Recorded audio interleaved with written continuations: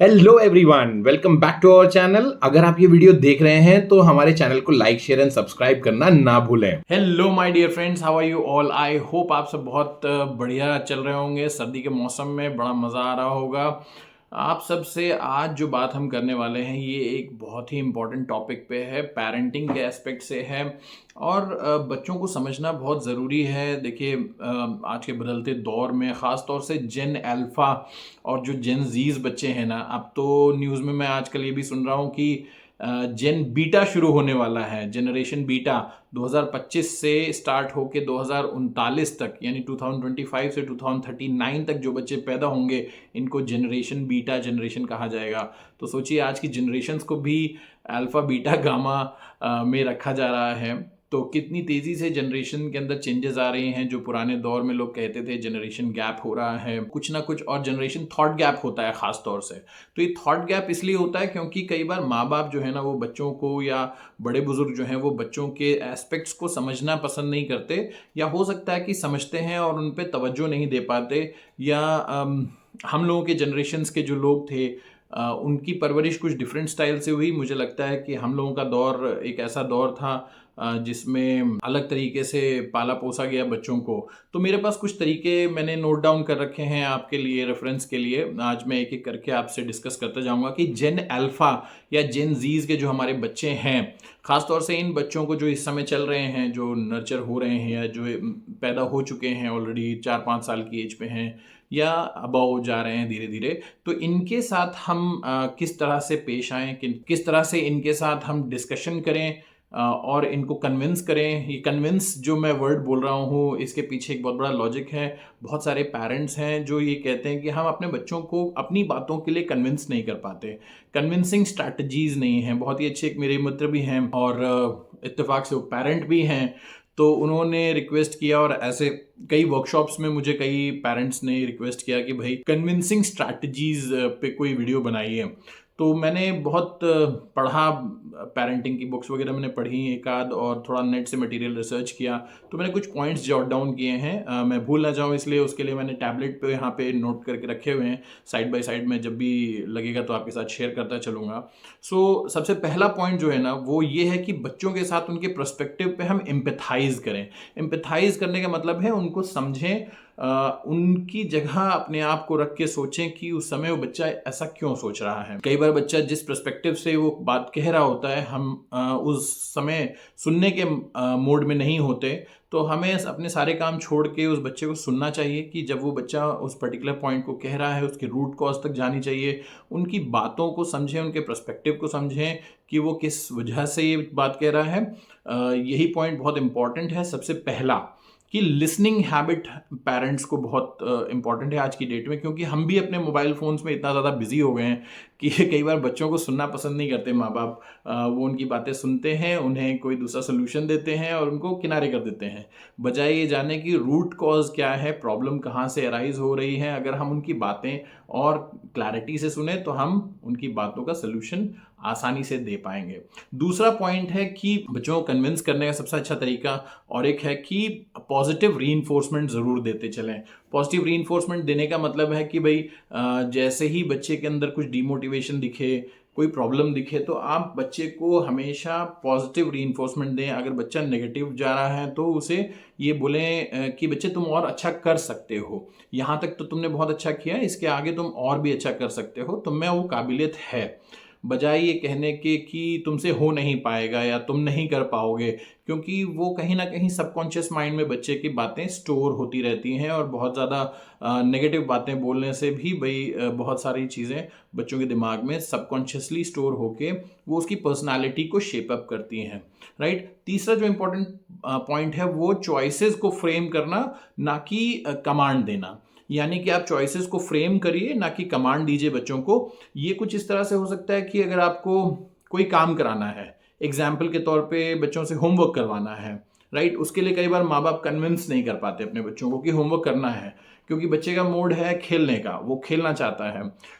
तो उसके लिए आप ऐसा कर सकते हैं कि भाई आप चॉइसेस रख सकते हैं कि तुम्हारे पास दोनों ऑप्शन हैं, तुम्हें या तो पहले खेलना है और होमवर्क कंप्लीट करना है जिसके लिए टाइम फ्रेम इतना इतना मिलेगा, या होमवर्क कंप्लीट करके फिर खेलने जाओ। तो दोनों काम आपके पास चॉइसेस में अवेलेबल हैं। अब आप चॉइस आपकी है कि आप क्या पहले कंप्लीट करेंगे और क्या बाद में कंप्लीट करेंगे। इसी तरीके से और भी अदर एक्टिविटीज़ पे आप चॉइसेस फ्रेम कर सकते हैं।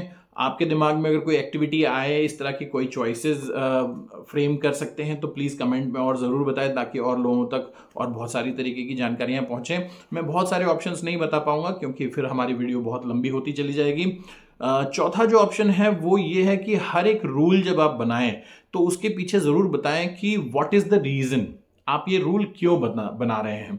है ना, जो अपने घर की आप बाउंड्रीज सेट करें, अपने दायरे सेट करें घर के अंदर, तो बच्चों को ये ज़रूर बताएं कि हम ये रूल्स क्यों सेटअप कर रहे हैं। एग्जाम्पल के तौर पे जैसे अगर आप बच्चे को चॉइस तो देते हैं कपड़ा पहनने की, तो कपड़े पहनने के अनुसार संस्कारी तरीके से आप कपड़ा पहनने की चॉइस देते हैं, वहाँ पे रूल्स भी सेट करते हैं कि कपड़े इस तरह के होने चाहिए, जिसमें खासतौर से लड़कियों के लिए जैसे अगर ज़्यादा जिस्म ना दिख रहा हो, बदन ना दिख रहा हो, तो वहां पे आप क्या कर सकते हैं कि भाई आप जीन्स पहननी है कि स्कर्ट पहननी है, ये फादर या मदर चूज करेंगे, बट कलर क्या होगा वो बच्चा चूज कर सकता है। और वो क्यों किया जा रहा है वो पेरेंट को धीरे धीरे बताना बहुत ज़रूरी है।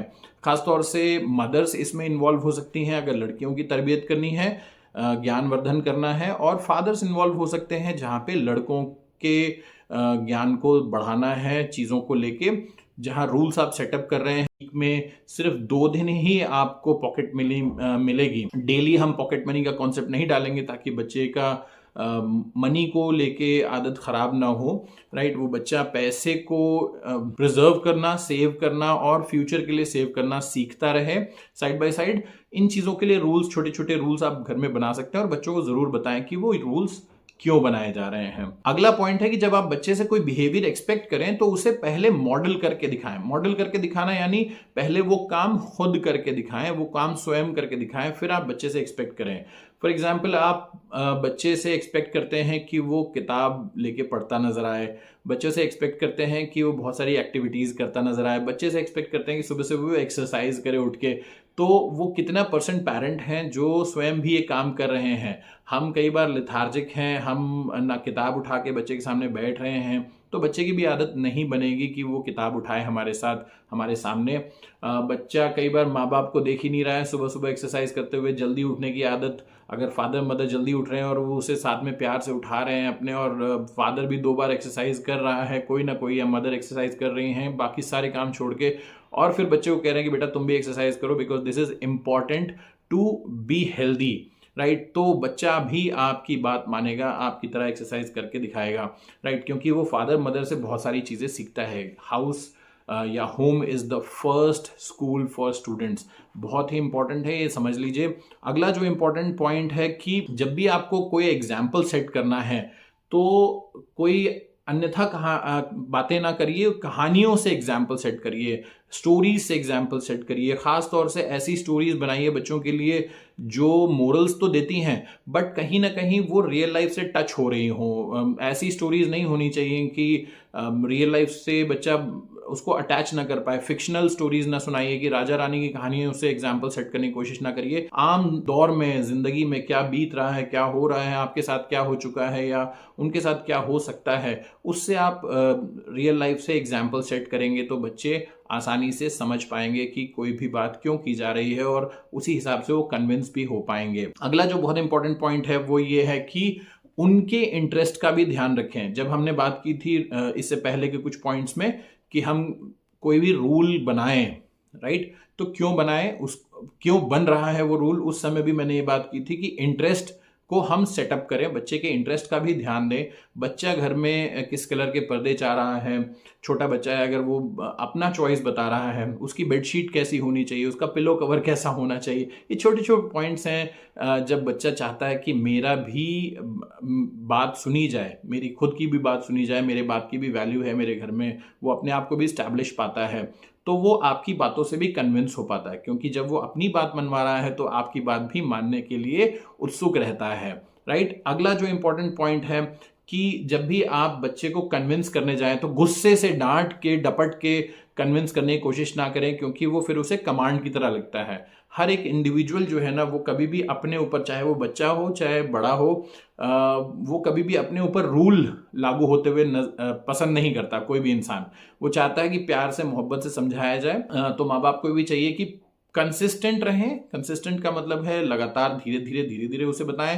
काम रहें, कंपोज रहें। काम कंपोज का मतलब ये है कि बहुत ही शांत माहौल घर में क्रिएट रखें।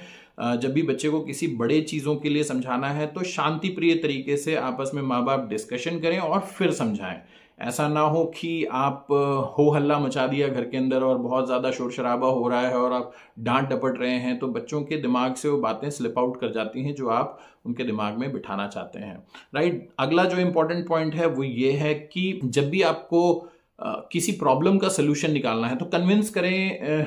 इस तरह से कई बार कन्विंस करते हैं लोग कि नहीं, तुम्हें ही इस प्रॉब्लम का सोल्यूशन निकालना है, तुम्हें ही इस चीज़ को सही करके देना है। इसके बजाय कई बार ऐसी चीज़ों के ऊपर हम इस तरह से बात कर सकते हैं कि हाँ भाई चलिए हम दोनों मिलते हैं। फॉर एग्जाम्पल कई बार हमने देखा है कि बच्चा खिलौना तोड़ देता है, तो बजाय उसे डांटने की तुमने क्यों तोड़ा, राइट, हम इस तरह से सोल्यूशन निकाल सकते हैं। चलो इसको मिलके जोड़ें, कैसे हम इसे जोड़ सकते हैं, इसके अंदर का क्या ऐसा मैकेनिज्म है जिसको हम सही कर सकते हैं, क्या ऐसी दिक्कत आई इसमें जिसकी वजह से ये टूट गया, इसे हम सही कैसे कर सकते। इसी तरीके से और भी बहुत सारे पॉइंट्स हैं जिन पे आप बच्चों के साथ आके, जैसे अगर कोई चीज़ बच्चा मांग रहा है और आपके पास उतने पैसे उस समय नहीं है कि उसे आप वो चीज़ दिला सकें, तो आप उससे कह सकते हैं कि ठीक है, तुम्हारे पास इतनी पॉकेट मनी है, हम तुम्हें हर महीने इतने पैसे देंगे और एक टाइम ऐसा आएगा जब हम दोनों के पास मिला के इतने पैसे होंगे और फिर हम वो चीज़ खरीद के तुम्हें देते हैं। सो बच्चे के अंदर जो सेंस ऑफ रिस्पॉन्सिबिलिटी है